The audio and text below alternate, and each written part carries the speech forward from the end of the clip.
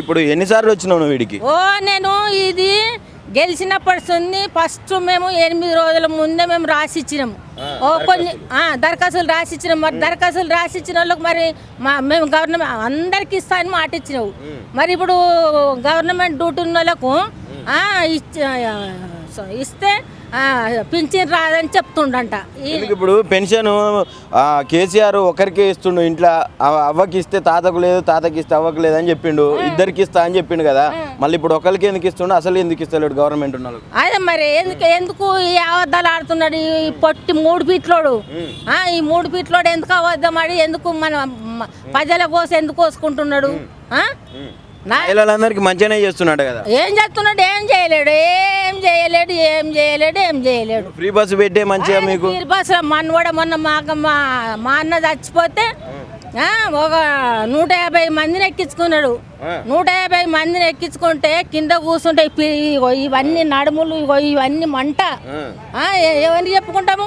ఇప్పుడు సీట్లు లేక కింద కూర్చురు బస్సుల కింద నడిపిస్తున్న దగ్గర కూర్చుంటే అది ఇంజన్ గాలుడు ఎందుకు పెట్టిండు ఆ పిరి బస్సు తీసేయమను.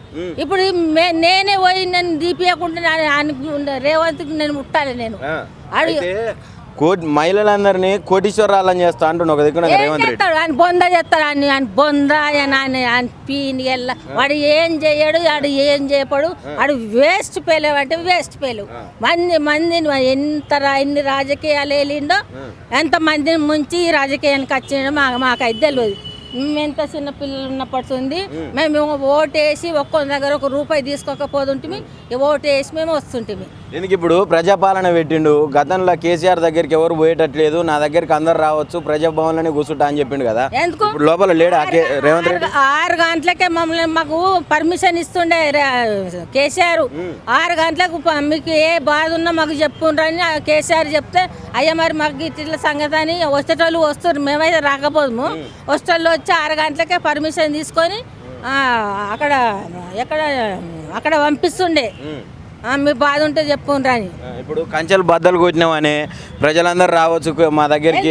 ఏమిటికి అయ్యేమన్నా పెద్ద అన్ని వాళ్ళు కొట్టినది కానీ కిరీటం పెట్టిండ్రు ఎవడన్నా? ఏదో తీటలేసి కూర కొట్టుకున్నాడా? నేనే గెలిచిన నేనే తీసుమారకన్నా కూల కొట్టుకుండా ఎవడు కూల కొట్టమన్నాడు? లోపల పరిస్థితి ఎట్లుంది ఇప్పుడు? దరఖాస్తులు ఇస్తుర్రు, జనాలు పోతుర్రు, వస్తుర్రు, పోతుర్రు, ఎట్లా ఉన్నది? 4 సంవత్సరాల దాకా మళ్ళీ ఎలక్షన్లు వచ్చేదాకా ఇది కాని పని. ఇది ఏం చేయలేడు. అది కేసీఆర్ కట్టిన ఇండ్లే అంత దానికి కలర్లు వేసి. అయ్యో కేసీఆర్ ఇండ్ల పేరు మీద ప్రజలందరినీ మోసం చేసిండు 10 సంవత్సరాలు. నేను వచ్చినాక ఇందిరమ్మ ఇండ్లు ఇస్తున్నా, 5 లక్షలు ఇస్తున్నా నాకు మంచిగా వస్తాయి. అవి కేసీఆర్ కట్టిన ఇండ్లు కాకుంటే ఆడగట్టిండా?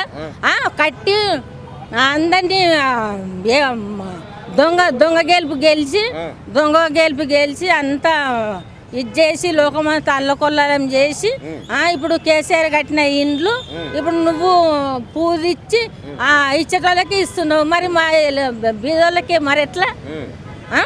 ఇప్పుడు అందరు బతకనికి వచ్చిన వాళ్ళకి అందరు బతకనికి వచ్చిండ్రు. ఇప్పుడు నేనైతే 40 సంవత్సరాలు వస్తుంది అయితే ఇక్కడ హైదరాబాద్లోనే సంసారం చేస్తున్నాను. మేము మంచిగా హాయిగా ఉన్నాము, హ్యాపీగా ఉన్నాము. మరి హ్యాపీగా ఉన్నప్పుడు మరి మాకు కూడా ఇవ్వాలి కదా. మేమేనే కానీ ఇప్పుడు కొడుకులు గంజి పోతారని నమ్మకం ఏముందమ్మా చెప్పు? కొడుకులు గంజి పోతారని నమ్మకం ఏమున్నది? ఇప్పుడు ఇదే విషయం మీద గతంలో కేసీఆర్ ప్రభుత్వం ఉన్నప్పుడు కొడుకులు బిడ్డలు చూడకుండా ముసలోళ్ళని పెన్షన్ ఇస్తుండు మాకు, అయ్యా ఒక తండ్రి ఒక కొడుకు లెక్క పెద్ద కొడుకు లెక్క చూసుకుంటారు అని అప్పుడు ఆయన పొగిడిరు. మళ్ళీ తర్వాత ఏం చేశారు అంటే కట్ చేస్తే రేవంత్ రెడ్డి వచ్చి నేను 4,000 ఇస్తా అని చెప్పిండు. ఇప్పుడు 4,000 పెన్షన్ వస్తున్నారా? అట్లేదు, 5,000 లేవు అని పైస లేదు, పొలం లేదు, ఏం లేదు. వాడు వేస్ట్ అంటే వేస్ట్ రేవంత్ రెడ్డి వేస్ట్. ఇంటికాడ కూర్చున్న ఆడోళ్ళకేమో 2,500, అత్తలకేమో 4,000. ఏది లేదు. వాడు వేస్ట్ అంటే వేస్ట్. నేను చెప్తున్నా కదా, వాడు అన్ని దళాల మాటలు, ఒక్కటి కూడా నా మంచి మాట కాదు. రేపంటే మా పంట ఎల్లుండంటే మా మళ్ళా తెల్లారు అంటాడు. ఏంది గీలంగా మాటలు ఎందుకు మాట్లాడాలమ్మా? నాయానికి ఉండాలి గెలిచినోడు తెలుసా? అట్లా నాయానికి మాట్లాడినోడు వాడు వేస్ట్ అంటే వేస్ట్. ఇప్పుడు మంచిగా తెలంగాణ రాష్ట్రాన్ని పెట్టుబడులు తెస్తుండు, దావోస్కు పోయిండు, 1,80,000 కోట్లు తెచ్చిండు. ఏం తక్కువైంది తెలంగాణ ప్రజలకు? కట్టుకుంటున్నాడు ఆడ ఇల్లు, ఆ పైసలు తెచ్చుకొని ఇల్లు కట్టుకుంటున్నాడు. పెద్దమ్మ గుడి కాడ ఇల్లు కట్టుకుంటున్నాడు. తెలంగాణ ప్రజల కోసం కాదు, ప్రజల కోసం కాదు అని ఇల్లు కోసానికే. మళ్ళా కేసీఆర్ మేము అందరం ఓటేస్తాము, కేసీఆర్ ని గెలిపించుకుంటాము. మళ్ళీ కేసీఆర్ ఓటు వేయించుకున్నాక వాడు కాల్ చేసి దెంగేయడా? అదే ఇంట్లో అంటాడా? అయితే కేసీఆర్ ఏమో ఫామ్ హౌస్ పాలన చేస్తుండు, నేను ప్రజాపాలన అని చెప్పి పెట్టిండు కదా. మరి ప్రజలందరూ ఇప్పుడు వీడికి ప్రజాభవన్కి వస్తుర్రు, వాళ్ళ సమస్యలు తీరుతున్నట్టేనా లోపల? ఏ తీరు లేదు, ఏం లేదు. నేను ఒక్కటే మాట కొట్టి పెడుతుందమ్మా, ఇక నేను ఎక్కువ మాట్లాడాను. ఆయన మళ్ళీ ఇప్పుడు 14 సంవత్సరాలు అవుతుంది, 14 నెలలు అవుతుంది. 14 నెలలు వస్తుంది, ఆడ ఏం పీక్ కట్టలే. ఒక ఎవరికో లేని వాళ్ళకు 200 మందికి రుణమాఫీ చేసిండు, 1,00,000 రూపాయలు. ఆయన బొంద మీద మట్టి పోయా అని కట్టకపోను. 100% రుణమాఫీ చేసిన అంటుండు, రైతు బంద్ చేసిన అంటుండు. మొత్తం ఉన్నాడు మా ముందరికి రమ్మని, మా ముందరికి వచ్చి మా ముందర మాట్లాడమను. ఆడేమత్తాడు పండు పెట్టి తొక్కుతారు. వినొచ్చిందా? రమ్మను, దమ్ముంటే రమ్మను. గడ మా బస్సులో వచ్చే మోటార్లు తన్నుకుండు, గుద్దుకున్నాడు. మరి వచ్చి ఒకసారి చూసిపోమ్మాను, ఆ బస్సుని చూసిపోమ్మాను. మరి ఈ కార్పెంటర్ అమ్మ కూడా మరి ఇంట్లో వచ్చింది మా తెలంగాణలో ఆ బక్కంతో కేసీఆర్తో ఉన్నది. మరి కేసీఆర్తో ఉన్నప్పుడు మరి ఆమె ఇంట్లో ఇల్లు గెలవంగానే ఇంట్లో వచ్చి గుసాంచారు. నా ఎందరు నా ఈయనే వచ్చిండ్రు, ఇంట్లో ఈ చేతి గుర్తులకు సొచ్చిర్రు. సొచ్చినాక మరి ఇప్పుడు మరి ఒక్కసారన్నా ఈ వాళ్ళు వచ్చి మరి ప్రజలను బస్సులో మరి కార్పెంటర్ అమ్మ మరి ఇప్పుడు ఈయన గెలిచినా నువ్వు చూడాలి, ఎవరు ప్రజలనేది మీరు చూడాలి. మరి ఒక్కసారి అన్న నువ్వు వచ్చి మా బస్సుని మరి కేర్ చేస్తలేవు. రాత్రి వస్తే నా ఫోన్లో ఉన్నది నేను చూపిస్తా. అటు పోయే బండి అటు పోదు, ఇటు వచ్చే బండి ఇటు రాదు. మొత్తము కబ్జా చేసుకున్నారు గవర్నమెంట్ అంతా.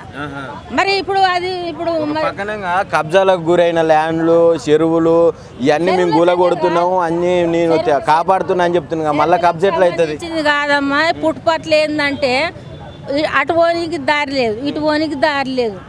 ఇప్పుడు రోడ్డుకున్న వాళ్ళంతా ఒక్కొక్కరు అంత దుకాణాలు పెట్టుకొని అది పెట్టుకొని బతుకుతున్నారు. ఇక వాళ్ళని అయితే మనం ఏం అనలేము కదా. ఇప్పుడు 15 నెలల పాలన ఎట్లా ఉంది? లేదు, ఏం లేదు, ఏం లేదు, ఏం లేదు. ఈయన ఇక మళ్ళీ 4 సంవత్సరాలు వచ్చిందంటే ఆయన గుద్ద మూసుకొని పండాలి. ఇక అంతే అంతే. మళ్ళీ 4 సంవత్సరాలు వచ్చినాక ఇక తింటాడు, పంటాడు, మంచిగా హాయిగా ఎంజాయ్ చేసుకుంటాడు. మళ్ళీ ఇక ఈయన వస్తే మటుకైతే ఇప్పటికే సగం మంది చచ్చిపోయినరు. ఎందుకనంటే ఈయన చేయబట్టికే, రేవంత్ రెడ్డి చేయబట్టి జనాలు చచ్చిపోయారు. చాలా మంది చచ్చిపోయారు, చాలా మంది అంటే చాలా మంది చచ్చిపోయారు చదువుకున్న పిల్లలు. ఎందుకు నువ్వు అది ఇస్తా ఇది ఇస్తానని మాటిచ్చి చదువుకున్న పిల్లలు ఎంతమంది చచ్చిపోయారు, ఎంతమంది ఊరు పెట్టుకున్నారు? ఏమనికి ఇచ్చిండు? నా ఇద్దరు కొడుకులు 30 సంవత్సరాల కొడుకులు ఉన్నారు. మరి అమ్మ బస్సులో ఒక్కరిని కూడా ఒక్క డ్యూటీ రాలేదు. మరి ఏం మాట్లాడతారు సార్? ఇది నేను చెప్తున్నా కదా, ఒక్కటే మాట. ఫస్ట్ చెప్పినా ఇప్పుడు చెప్తున్నా, ఈ 4 మళ్ళీ ఎలక్షన్లు వచ్చేదాకా మళ్ళీ కేసీఆర్ గెలిస్తేనే ఇది మళ్ళీ హైదరాబాద్ అంతా కలకల కావాలి, మళ్ళీ వెళ్తే రావాలి.